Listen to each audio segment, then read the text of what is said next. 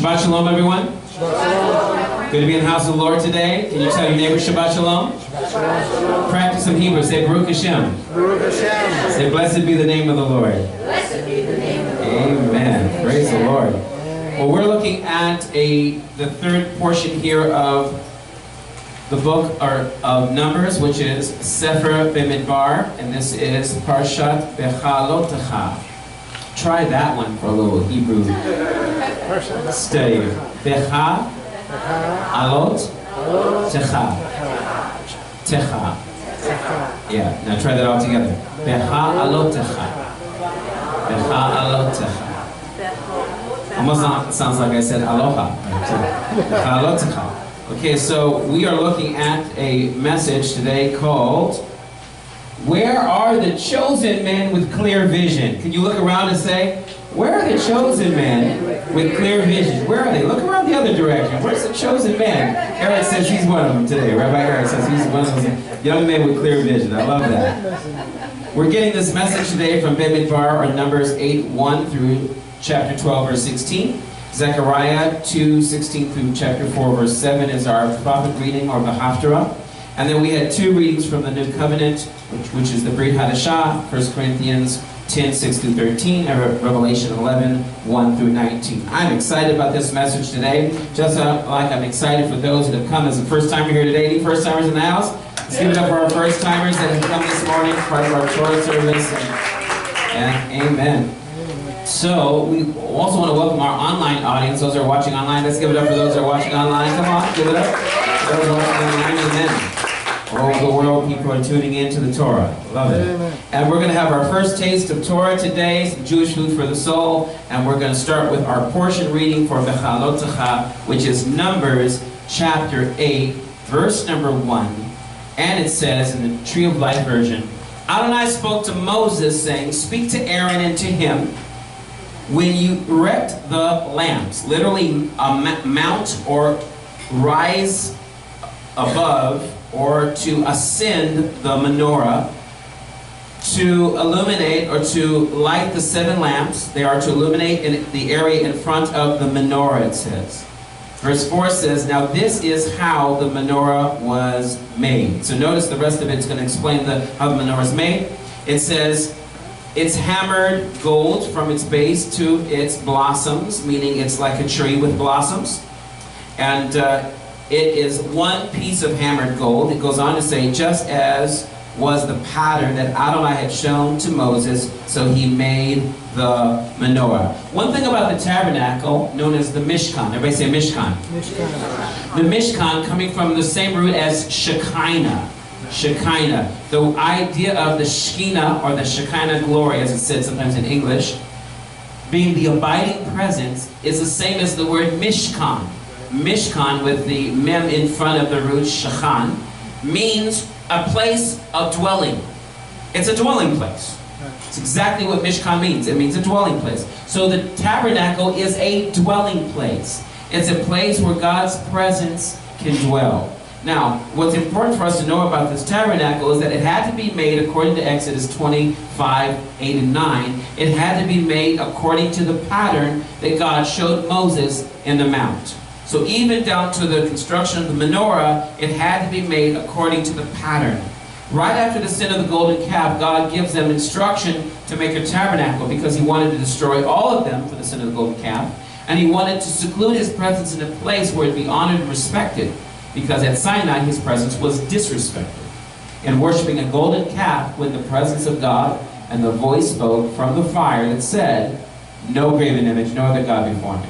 So that was a total disrespect to God. Don't you believe that today? That to create a golden calf in the midst of the deliverance from Egypt, after 430 years of bondage, for you to now start worshiping other gods? In fact, it's a disrespect for us today, when we know God and we walk with God and we have his revelation, to actually just completely renounce him and walk away by worshiping other things. See, something's going to get your attention because something wants your worship. Tell your neighbor, say, don't let anything get your worship. Tell somebody else, don't let anybody steal your worship. Tell the neighbor back you, don't let anyone seduce you to worship them. Wow. Even as we idolize people, we don't worship people, do we? We worship God, and Him only will we serve. Now, if we go on to chapter 12, which is going to the end of the portion, I'm kind of going to the beginning and the end to show you kind of the crux of the middle. But I'm going to take you to a story in Numbers chapter 12, starting with verse 1, where Miriam and Aaron disrespect God's anointed one. And it says, then Miriam and Aaron spoke against Moses. And it says, on account of the Cushite woman he married, because he had married a Cushite woman. Now, again, commentators go back and forth. So, wait a minute. I didn't think Zipporah was a Cushite woman. So, whether this is a different wife, I'm not quite sure. But there's a little bit of talk in the commentaries about who this woman is. Nonetheless, Miriam is upset about who he married. How many have ever been upset with someone that married someone you didn't think they should be married? I mean, whether it's a family member or a friend, or maybe the person you were actually in love with and they married somebody else. You know, there's always these issues about people being with the wrong person. How many know ultimately it's not my business to tell someone else who to marry? And, you know, we need to be careful when we say things negatively, even if we're doing it out of concern or care because we want to caution them. We should tell them directly. We should talk about them behind their back. If we really care, we're going to let the person know we care. We're going to share the truth with them. Amen? And it goes on to say in verse number 2, they asked, has Adonai spoken only through Moses? So now not only do they question his ability to marry the right person, now they're questioning his ministry. How many know questions lead to more questions? Once you start questioning a person, questioning who they're married to, questioning if they have a good marriage, all of a sudden you start questioning their ministry, you start questioning everything about them. We do it to politicians, we do it to kings, we do it to people in authority, pastors, preachers, priests, it doesn't matter, rabbis, everybody gets questioned, because once you start having that question going down that road, it can take you down to a road with more questions. You got to be careful of going down that rabbit trail. I always like a good rabbi trail, but I don't like a rabbit trail. That leads me in the wrong way that the rabbi never wanted to go, right? And so maybe if you want me to go down a rabbi trail, I'll take a ribeye down with the rabbi trail and I'll follow you. But nonetheless, it's important to make sure we don't go down that road of gossip. And look how important it is, because they begin to question, has the Lord only spoken through Moses? Hasn't he also spoken through us? Now truly, Miriam and Aaron were the other two ministers or leaders of the community. It is very true that they were definitely leaders of the community, because God chose Moses, Aaron, and Miriam. Aren't you glad, ladies, that there was a woman that was also a leader, that was respected as a leader, that was supposed to lead the women not only through the Sea of Reeds with the tambourines worshiping God, but also to be a mentor or leader, just like Deborah was for both men and women in her day when there was no man to rule? And all the ladies, you should have jumped on that one and said amen. Amen. Come on, ladies, you can do better than that. We're going to have a ladies' luncheon today. And all the women say amen. No. It'll take us all day if we go to that choir song. It says in verse 3, I think this is the most fascinating thing to me. We usually think of Moses as a hothead. Let me see your hands if you've ever thought of Moses as a hothead. I mean, killing Egyptians and slamming down tablets of stone and getting mad at people, striking a rock twice when he should have only spoke to the rock, because it's already been struck once, just like Messiah. The rock struck once, only to be spoken to and gently asked so the water could flow freely from him, instead of hitting the rock, demanding it to come out. Yeah. Do you know everything in the Torah has not only a type and shadow, but it has a fulfillment? It does. Look at verse 3. Now, the man Moses was very what? Humble. So here they're gossiping about a man who's very humble. You know what that says? He probably won't speak up for himself, so God does. You're a little quiet today. He probably will not speak up for himself, so God does. Yes. I mean, when you can't speak up for yourself, the Lord, it is His vengeance and His wrath that will bring judgment against your enemies. Amen. Let God arise and His enemies be scattered. We read it in the Torah portion today, chapter 10 of Numbers. It says he was very humble, more than anyone on the face of the earth. Now, obviously, Abraham has died. Isaac has passed away. Jacob is sleeping with his forefathers. Sarah, Rebecca, Rachel, and Leah, they've all passed on. All the patriarchs and matriarchs of Israel are gone. Israel is in Egypt for 430 years. And they're all bound by Egyptian bondage. And the only one that humbled himself, taking his shoes off his feet, in the presence of Almighty God on Mount Sinai, was Moses. One man out of a whole nation. Yes, he had anger problems. Yes, he had issues. That didn't mean he wasn't humble. Because in the presence of God, he always remained humble. If you can stay in the presence of God for 40 days and 40 nights without saying something foolish and getting struck down dead, you're pretty humble. I said you're pretty humble. Not just once, but twice, according to Deuteronomy chapter 9. He actually was in the presence of God at least twice for 40 days and 40 nights. That was a humble man. Now, if you go on to look at verse 6, it tells us in verse 6, it says, the Lord says, hear now my words, the Lord says. When there is a prophet of Adonai, I reveal myself in a what? Vision. Talk to me, guys. Talk to me this morning. I want to make sure this is very clear. He reveals himself in a vision. A vision. God normal protocol is to have a prophet that receives a vision. He says, I speak to him also in a what? Dream. In a dream. So God speaks in visions and he speaks in dreams. Anybody dream here in the last 24 hours? Last 48 hours? Last week? Last month? This year? Probably all the time. You probably don't remember half of them, but hopefully they're not just because of the pizza you ate the night before. That's called a nightmare, right? But sometimes we dream, and sometimes there's specific dreams, and we know they're from God. How many actually have a dream for their life because you have God's dream for your life? I hope you have a dream. But you need more than dreams. You need vision. Dreams will be lofty ideas that'll just end up in pipe dreams. And they can decline into a nightmare that keeps chasing you, yet to be fulfilled. But it's time for us to have some vision for our dreams. How many have a dream for their life? Let me see your hands again. How many can throw the other hand up and say, I want a vision for my life? Vision is much more clear than just a dream. Dream is a lofty idea that will just end up into be a hope or a wish. Wish and a prayer. Like, oh, one day I believe one day will never be today. As long as it's a dream. It only becomes today when it becomes a vision. And so when you have visions and dreams like the prophets, we have some level of clarity, but we don't have full clarity. Look what God says in verse 7. Not so with my servant Moses. In all my house he is what? Faithful. Faithful. That's quoted in Hebrews 3:1 concerning Moses. That Moses was faithful in all of God's house, but Yeshua the Messiah is son over the house. Read that in Hebrews chapter 3.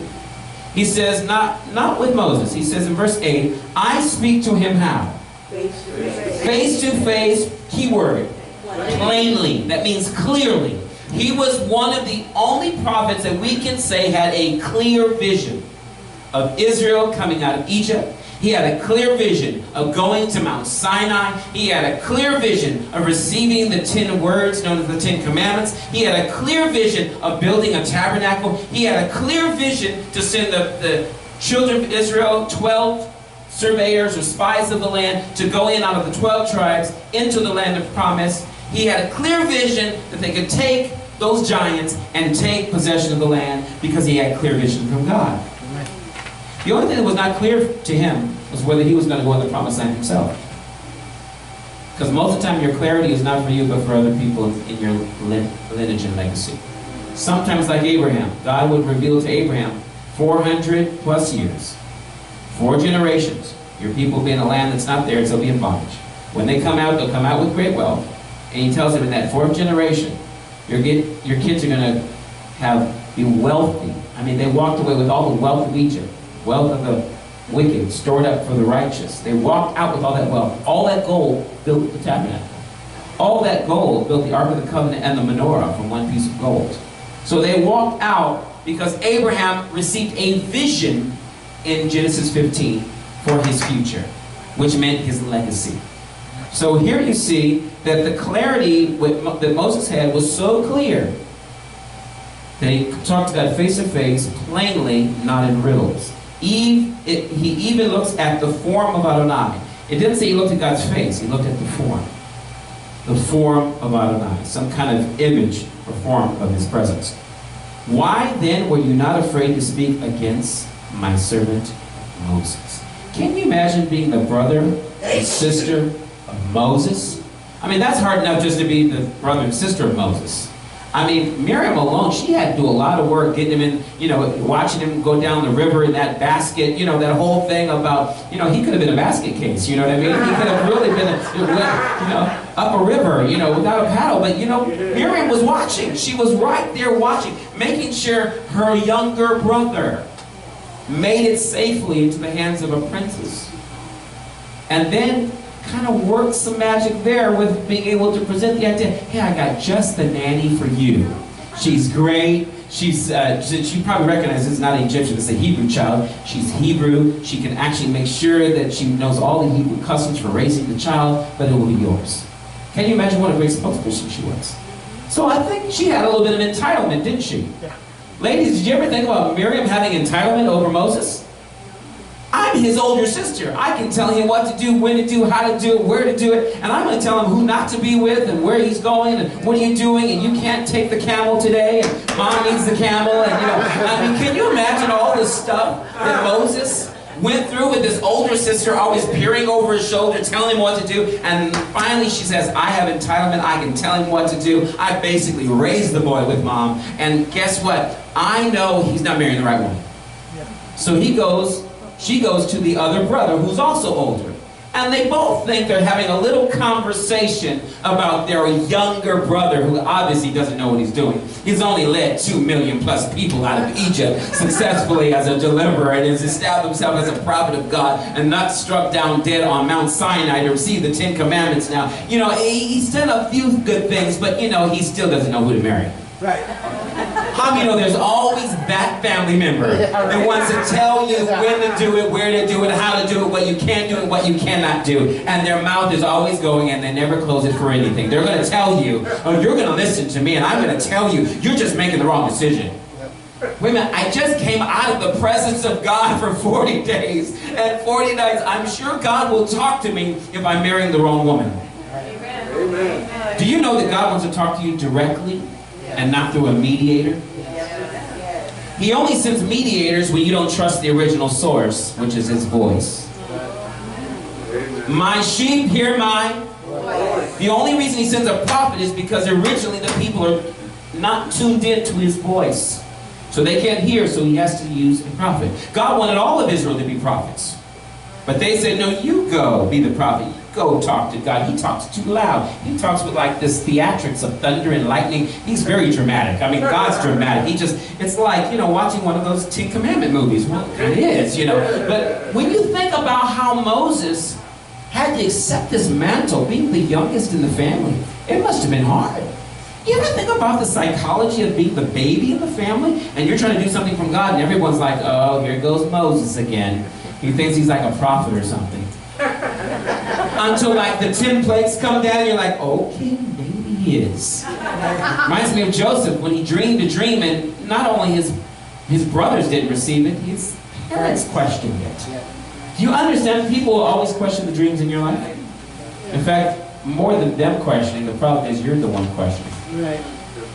I can't get an amen this morning. Amen. Sometimes you're questioning God's dream for your life because it seems bigger than you. Guess what? Accept it. It is.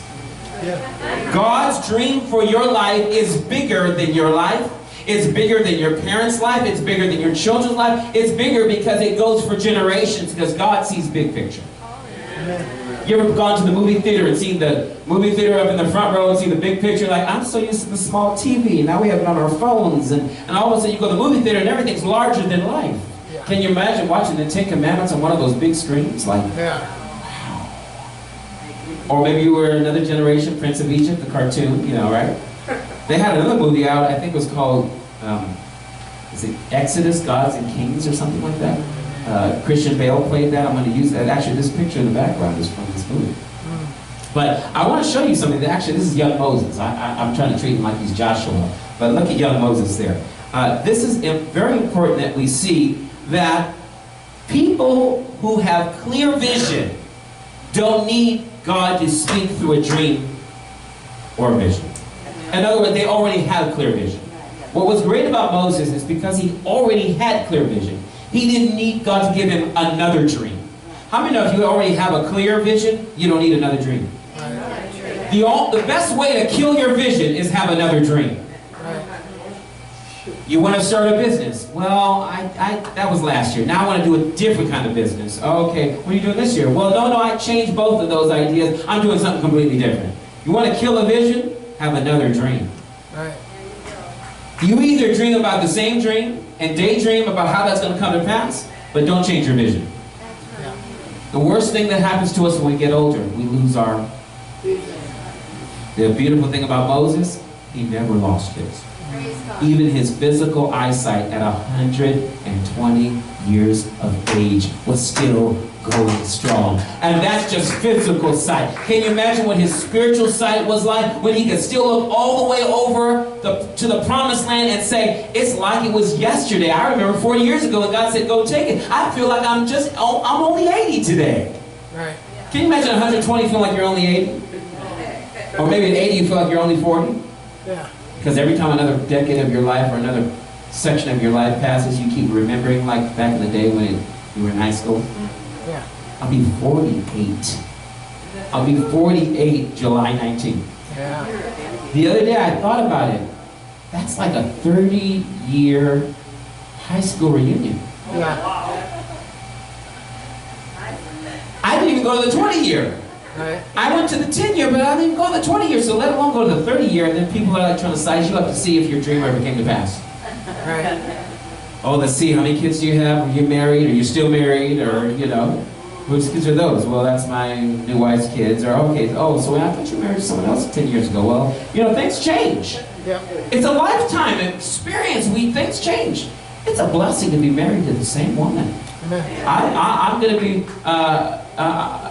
be able to celebrate this Father's Day that I made it through to Father's Day, but what was greater, I made it through 12 years of marriage to that beautiful Puerto Rican woman back there, Robinson Magali. You know, Father's Day is nothing compared to an anniversary. We went out for our anniversary, just the two of us. It was great. Father's Day, we're going to actually go with the family, the three of us. You know, me and my wife and Eliana. But I'm telling you, sometimes when you look at your life, you look back, you look at your dreams, you're like, well, I had this dream to do this. What happened to that? Did something happen to kill your dream? Did your dream go into exile? Did your dream go into slavery? What happened to that mind that used to imagine great things? What happened to the dream that you used to have for your life? More importantly, what happened to the dream God has for your life? Have we lost track of the dream? Look what it says in Deuteronomy 13:1. Whatever I command you, you must be careful to what? To do. You are not to add to it or take away from it. I love this. What Moses received was so clear, God says you don't even need to add to it, don't take any away. It's perfect, it's clear. The Torah is perfect. Do you know that's what Psalm 19 says? The Torah, 7 through 11, read it. The Torah of the Lord, Torah Adonai, is perfect. It's perfect. It doesn't need any changing. People have been trying to change the Torah for 2,000 years. It's not changing. It's not going away. Amen. Hallelujah. It's going to be here for eternity. Yes. It's going to be here in the millennium because we're going to actually study Torah for 1,000 years. Amen. But we're going to have the mind of Messiah to perfectly explain it and communicate it to the nations. You see, what he said is so clear, you don't need to change it. Verse 2, though, says, suppose a prophet or a dreamer of what? Dreams. Rises up among you and gives you a sign or a wonder. They do a miracle. A sign, and the sign of the wonder he spoke to you comes true. So it even is a true sign and wonder that it comes to pass. While saying, let's follow other gods. What happened at Sinai? Make us another God. He said, let's follow other gods that you have not known, and let's serve them. Do you know what sadly we've done in the Christian world for 2,000 years? We've presented a doctrine of who God is that I don't care how you sound it, always confuses the Jewish person on how you can make three gods one. Yeah. Right. I'm not against Trinity per se. I believe in the Godhead, the Father, the Son, and the Holy Spirit. But I believe when we use doctrinal statements and apostolic creeds to say, God the Father, God the Son, God the Holy Spirit, I don't care how you add it up. You just said God 3 times. And you just had 3 different persons that you called God. And in that description of God, it's not that somewhere understandably there's truth. The problem is you'll never find that wording in the Bible, so why use it? Right. Amen. Why not use God, who's just God, who's God the Father, and he sends his Son, who is the Son of God, and he sends his Spirit, who is the Spirit of God. Why can't we use that language? Right. Because Spirit of God and Word of God, as made flesh and dwelt among us, communicates differently to a Jewish person. Sure. I'm not saying to throw out the Trinity. I'm saying reconsider that sometimes when we communicate the gospel, we're actually more mashugana in the way we communicate it, and it's not clear. Right. See, we have a clear vision, we'll have clear communication of the vision. I have a clear vision that I'm called to reach my Jewish community, my Jewish people. I'm called also to reach the Gentile Christian community with the Jewish roots of their faith. Amen. How do I communicate that clearly?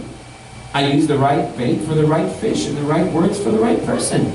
Because if I'm going to speak to a Spanish-speaking person, I'm not going to speak in English. I don't care how perfect my English is. It will never communicate in English what it can communicate in Spanish. I'm going to use the appropriate Spanish word for someone that's Puerto Rican versus when I'm speaking with someone who's Dominican, I use a different word, or I use a different word for a Venezuelan, or for a person who is of Mexican descent. I got to use the right word for the right culture. Because some words don't translate. Why don't we do the same for our Jewish people? Right. If I present a Jewish Jesus whose name is Yeshua, he's more clear than if I present a Gentile Jesus who's done away with the Torah, who's come to do exactly what the prophet was not supposed to do. Not to add or take away from, not to destroy or decrease or minimize, Yes. but to fulfill as we do and teach. Right. Praise the Lord. I wish I could get a better amen corner up here. Now, look at verse 4. I need to press on. My wife is looking at me like, press on. It says, you must not listen to the words of that prophet or that dreamer of dreams. So imagine when we preach a Yeshua that doesn't line up with this Torah command. The Jew is commanded in the Torah not to listen to Yeshua. Right. If that's the Jesus we're presenting. A Jesus that does away with Torah. Amen. That can't be the same Jesus. It's a different Jesus. He's definitely not Yeshua. Right. Right? So we see, you must not listen to the words of that prophet, that dreamer of dreams. For Adonai your God is testing you to find out whether you love Adonai your God with all your heart and with all your soul. Amen. Now, if we look at Genesis, this is important. I want to go back to dreaming and the purpose of a dream and what can kill a dream. Sometimes I fight with my tallit. You ever fight with your tallit? Yeah. We wrestle against flesh and blood. Or we wrestle not against flesh and blood. I sure wrestle with my tallit sometimes. It says in Genesis 37:3, now Israel loved Joseph more than all of his other sons because he was the son of his old age. So he had made him a long-sleeved tunic. When his brothers saw that their father loved him more than all of his brothers, they hated him and could not speak to him in shalom. Was this Joseph's fault? No. Whose fault actually was it? Brothers. Israel, the father. His name is Jacob. Because you don't allow your kids to think that you love one son over the other son. You never do that. You don't love them the same. But as a friend told me, God told her you love them. He loves them uniquely. Our Heavenly Father loves us all uniquely. Not the same, but uniquely. So we see that was the first problem. Verse 5 says, and then Joseph dreamed a dream and told his brothers, and they hated him more. Now, if your brothers hate you, why would you tell a dream to haters? Right. Because haters will never be celebrators. Right. If they hate you, they're going to hate your dream even more. Right. In fact, it goes on to tell us that in verse number 6. And then he said to them, please listen to this dream I dreamed. He tells them not only one dream, but two dreams. Verse 8 says, will you truly be king over us? Notice that they're trying to interpret his dream. Right. Will you be king over us? So they hated him even more because of his dream and because of his words. So the problem with people that hate you Not only will they hate your dream, but they'll try to reinterpret your dream. One thing you never do, never tell your dream to a hater, and never let a hater interpret your dream. Because if they hate your dream, they hate you. So they'll reinterpret your life and what it's meant to be. So never tell someone your dream if you haven't at first found out how to interpret it yourself. Amen. Ask the Holy Spirit to lead you and guide you. Now, 3 levels of dream killers you need to be aware of. Number 1, the dream doubters. Anybody have some dream doubters in your life? Yep. People that say, well, I don't know if that's going to come to pass. I'm just not sure. It could, but it might not. It's those who question your potential to disqualify your dream. They're just going to start with a question. And it always starts with a question. The second level is when it goes from doubting to downing. These are people that belittle your belief and talk down your dreams. Now they go from, I'm not sure if that's going to happen, to that'll never happen. Go to college? Oh, that'll never happen. No one in our family's going to college. Oh, you want to start a business? Oh, that'll never happen. I tried to start a business and I failed at it, so you're never going to be able to start that business. I mean, we should never down the dreams of our kids. Or even doubt their dreams. They could be anything. Anything. Number 3, third level, dream destroyers. So from dream doubters to downers to destroyers. Those who strip you of your promise, just like Nebuchadnezzar did in Babylon to the Israelites, so that they kill your dream. So I'm going to ask you today, who's killed your dream? How does the enemy come in to steal, kill, and destroy the dream that God gave you? How many know if God gives you something, not even the enemy can take it away? Because God not only blesses you, but He safeguards and keeps those blessings. So we're going to go to the Haftarah, or the prophet reading, a little nash from the Navi. And I'm just going to share a couple quick thoughts from starting with Joel chapter 2, verse number 28, New King James Version to start. It says, and it shall come to pass afterward that I will pour out my spirit upon who? All flesh. Now we just had Shavuot a week and a half ago, and God fulfilled in Shavuot the Feast of Weeks, which is known as Pentecost, the outpouring of not only His words from Sinai of the Torah, but the outpouring of the Holy Spirit. Your sons and your daughters shall what? Prophesy. Your old men shall what? Dream dreams. Your young men shall what? See visions. And also upon your men servants and your maid servants I will pour out my spirit in those days. Now, what's unique about this verse, everybody knows this verse, especially the one quoted in Acts chapter 2. We're actually going to read that verse. But if you actually examine this verse, it doesn't mean what you think it means. And the way I'm going to prove this to you is I'm going to show you in a couple of different versions exactly how they translate it so we can look at the Hebrew. Joel, the book of Yoel, Joel 2:28, it says in the NET version, the New English Translation, it says, after all this I will pour out my spirit on all kinds of people. Your sons and your daughters will what? Prophesy. It says your elderly will have revelatory dreams. Your young men will see prophetic what? Visions.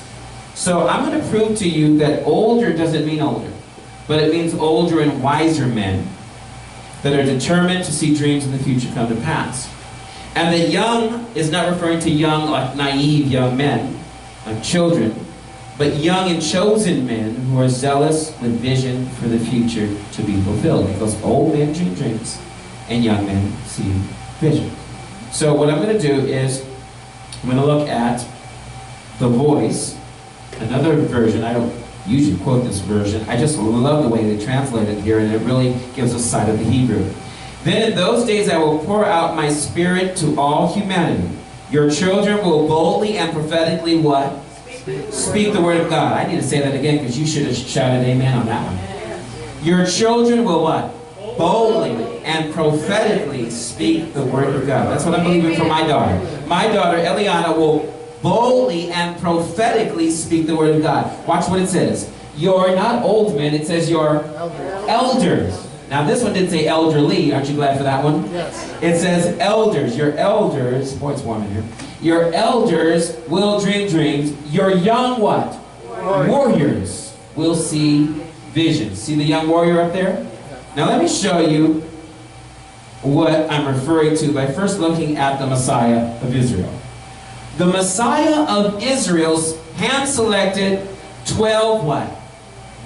12 men, young men, to disciple and travel with him.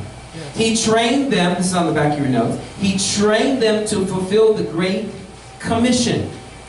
This is similar to the model of Moses, who also selected 12 men from the 12 tribes of Israel to survey Canaan. This actually happens in next week's Torah portion. But this is on the onset of the selection of them. This land would come to be known as the Promised Land, which the Father in heaven would give Abraham's descendants to enter it and possess it. This is the same purpose that the Messiah desired to fulfill as his disciples enter into all the promises of God. The reason behind the similarity is that Yeshua came as a prophet like unto Moses. Now, another thing right there on those notes, look at this. If you look at old men, say old men. Old man. The singular word for old men or old man is zaken. Zaken. You know what the word for an elder is? Zaken. Zakenim. Does not refer to age at all. It really refers to a long beard of wisdom. So usually we see pictures of men with long beards, kind of like the way the magical world uses Merlin. Well, Moses probably had a very long beard because the idea was that longer the beard, it referred to wisdom. Aaron also had a long beard that the anointing oil dripped from the top of his head through his beard all the way down to his feet. So Moses and Aaron were supposed to be men of wisdom, the older generation, the elders of Israel. Do you remember when in our Torah portion, the elders, 70 of them prophesied? Yeah. So not only did Moses have that prophetic gift, but the elders of Israel were supposed to prophesy. Because elders are supposed to have these dreams, these revelatory dreams. And then we see young men. Oh, I forgot to change the subtitle on that. The subtitle on that should have been Wise Elders with Dreams of the Future. Wise Elders, I'm going to change that. The young men are bachur. Say bachur. Bachur are chosen warriors with visions for the future. Chosen warriors for vision for the future. Now remember during our Torah portion, or our Torah service, I actually kept repeating the word bachar, that God has chosen us. Right? From all the nations. He chose us. Israel, in the Torah prophet reading, was actually telling us that Jerusalem was chosen. That God chose Jerusalem. It's again bachar. The chosen firstborn of the house gets the birthright. The bechorah. Same root. To be chosen as the firstborn to receive a birthright. So this firstborn does not usually mean young as in innocent, naive. It means young, strong warrior, chosen for battle.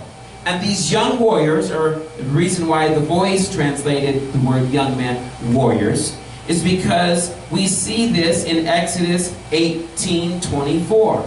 So Moses listened to his father-in-law and did everything that he said. And Moses chose, there's the root bachar, chose capable men out of Israel. He didn't choose boys. He chose men. Strapping men that are trained, gone through boot camp, ready for battle. They left Egypt, armed and dangerous. Warriors, 20 and up, were in the army. These are the men that Joshua represented. Young, strapping men that are ready to beat down some giants. Yep. I got about 3 people that are excited about getting rid of their giants. He says, Moses chose capable men of Israel and made them heads over the people, rulers of thousands, hundreds, fifties, and tens. So if you think about this, these capable men are the ones that became the spies. Amen. Because he chose capable men from the tribes. So if you look at a picture of this, I got a picture of the Ten Commandments here. Here was my lead in here. Wise elders with dreams for the future. Old men, the root is zaken or zekenim. Zekenim plural, they refer to elders. So it's really elders have dreams and young warriors have vision. Okay? So now, if you look at the young men, you see another movie here. Again, this movie of the Exodus of Gods and Kings, I think is what it's called. Subtitle. Young men, bachur, means chosen warriors with vision for the future. Yep. So if we take that into understanding, we realize that without this kind of young vision, people will cast off restraint, Solomon said. When there is no prophetic what? Vision, the people cast off restraint. Or King James says, without a vision, people perish. But the one who keeps the law, or literally the Hebrew there is what? Torah. If you keep the Torah, you will be what? Blessed. Why aren't people keeping the Torah today? We don't realize there's a dream and a vision that God has in the Torah that's to reveal to us what God wants to do in our life. And without that vision, look what happens. Like in the life of Job. Job says, for God speaks again and again in dreams and in visions of the night when deep sleep falls on men as they lie on their beds. He opens their ears in times like that and gives them vision, or wisdom and instruction, causing them to change their minds, keeping them from pride and warning them of the penalties of sin, and keeping them from falling into the same trap. Wouldn't it be great if we actually learned from Moses and from Aaron and from Miriam and from the 12 spies and from the 12 tribes, and we learned from Israel out of the land, in Egypt, the wilderness, and the promised land. We learned from their mistakes and were able to achieve their miracles so that we didn't fall into the same trap. The only way this is going to happen is if we have some older men dreaming dreams that will share their vision with the next generation. So we're going to close this out with the two passages out of the, what we call the Messianic Megillah of the New Covenant.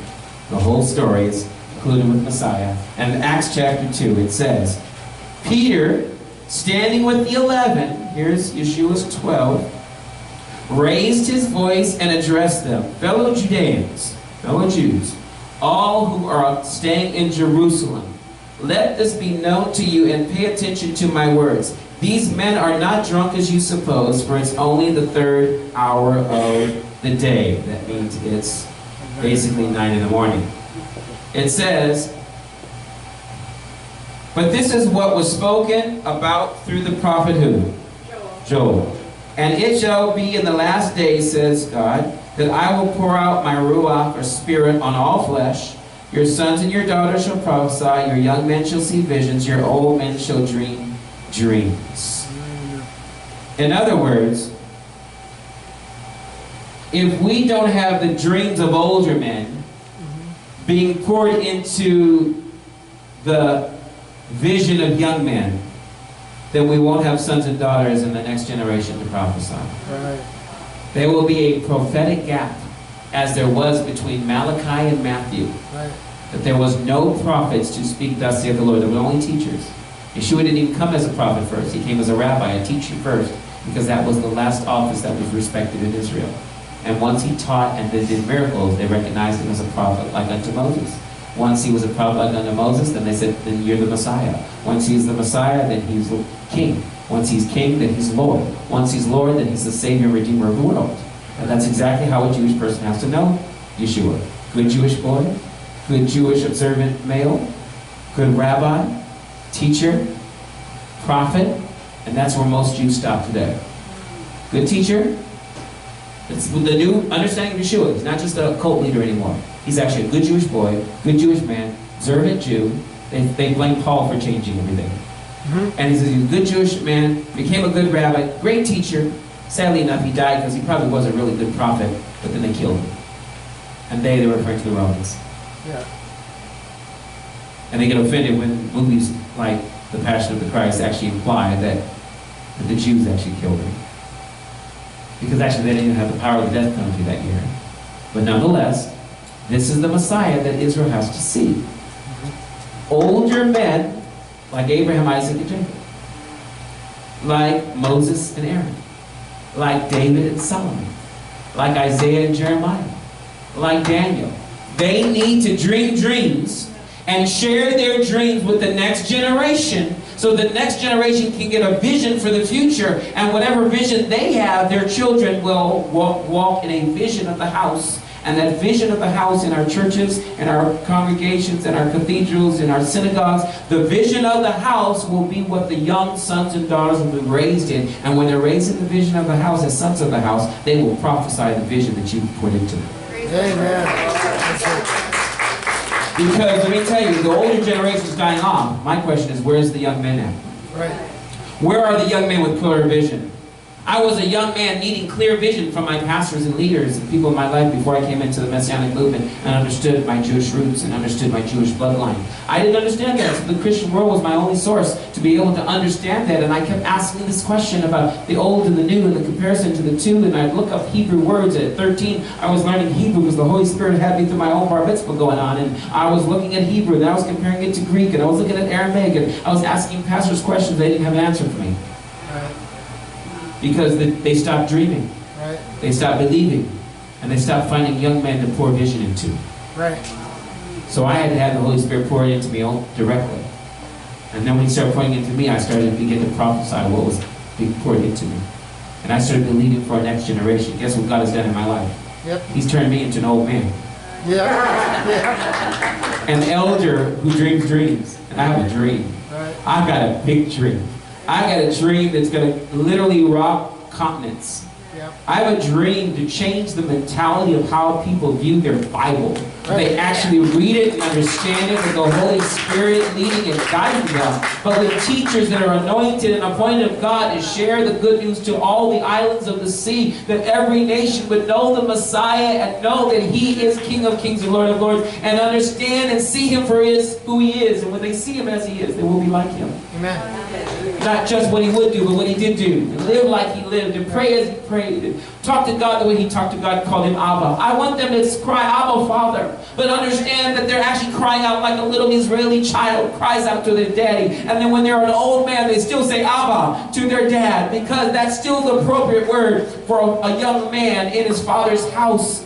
And we are losing a generation, not only of Gentiles that don't understand their Bible, but we've totally lost the Jewish community. Right. We have lost any communication with the Jewish community. Right. I'm literally being rocked as God sets me up before leaders in the Jewish community that are allowing me to sit down and do coffee with Jewish leaders so we can talk about this understanding between Christians and Jews to a Messianic view.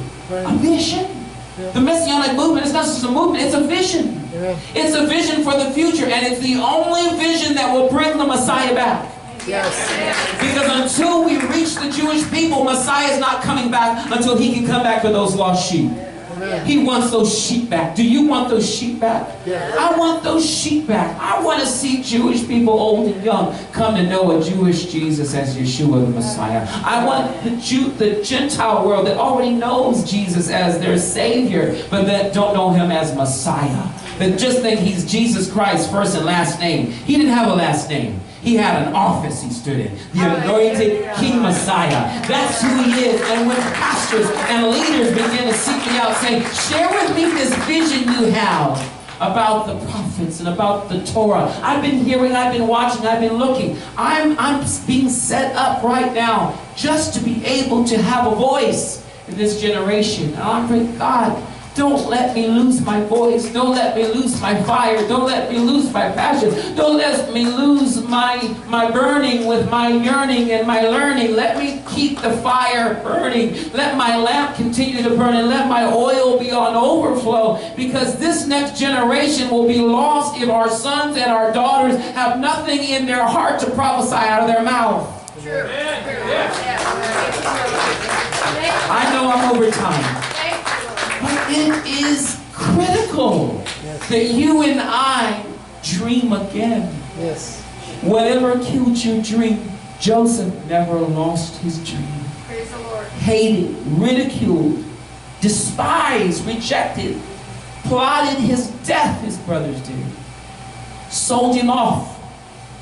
And he made it all the way to the palace. And his dream, not only for himself, but for the world, came to pass.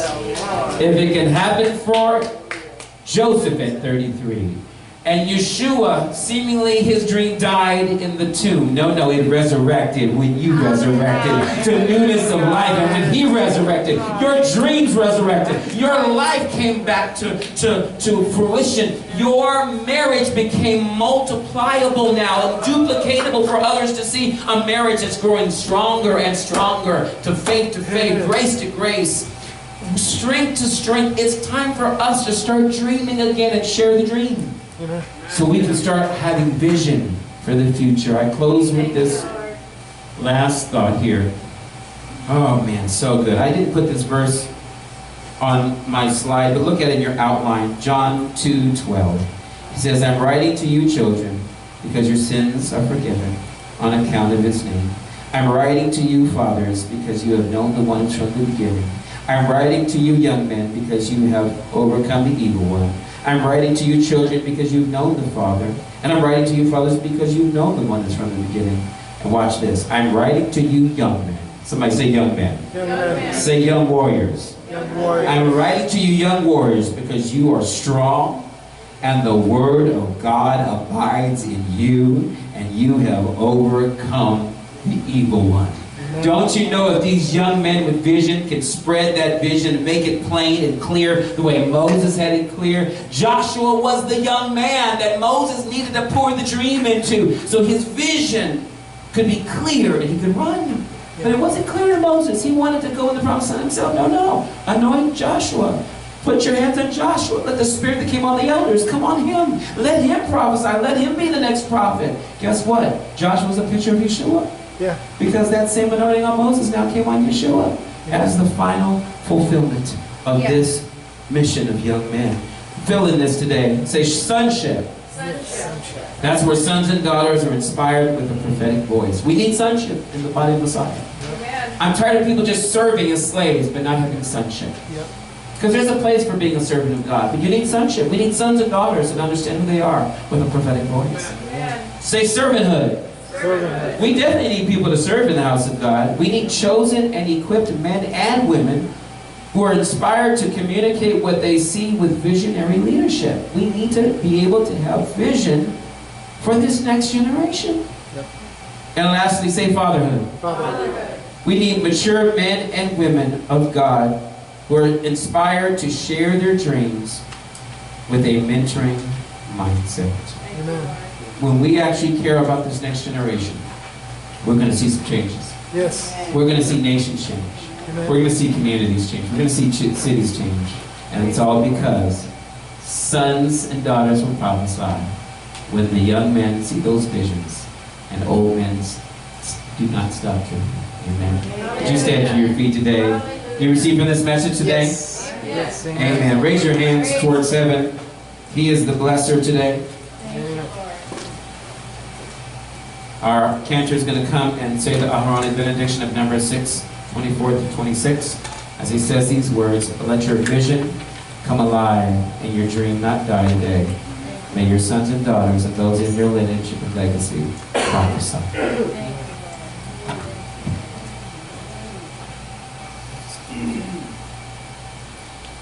Yivarech Adonai ve'yishmerecha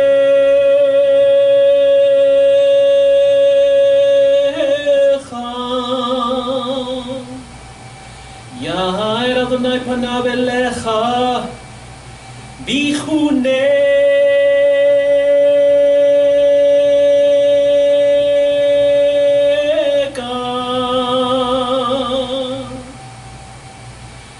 Yisa Adonai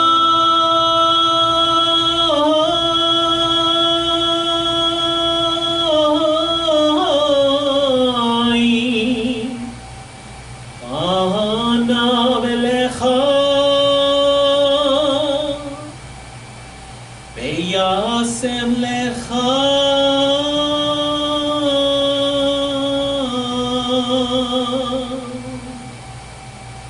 Shalom. May the Lord bless you and keep you. May the Lord shine his face upon you and be gracious to you. May the Lord illuminate his countenance over you and establish peace for you. And the Prince of Peace Sar Shalom himself, Yeshua the Messiah. Praise the Lord.